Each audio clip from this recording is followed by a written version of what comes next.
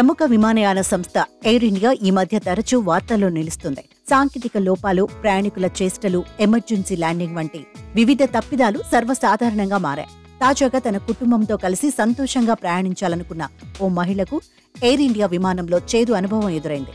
4.5 లక్షలు పెట్టి టికెట్లు కొని ప్రయాణిస్తే విమానయాన సంస్థ ఇచ్చిన సర్వీసును చూసి ఆమె షాక్ అయింది. తమకు కలిగిన ఇబ్బంది పట్ల విమాన సిబ్బంది శ్రద్ధ వహించకపోవడంపై ఆమె ఆవేదన వ్యక్తం చేసింది.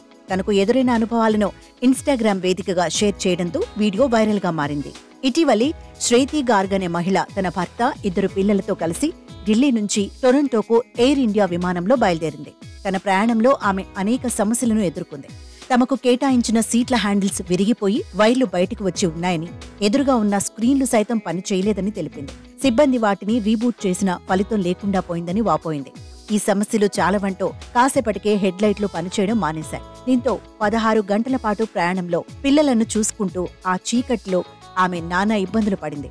ఎయిర్ ఇండియా తమకు నాసిరకం సేవలు అందించిన వీడియోను సదరు మహిళ ఇన్స్టాగ్రామ్లో షేర్ చేసింది. ప్రస్తుతం ఈ వీడియో నెట్టింట్లో వైరల్గా మారింది.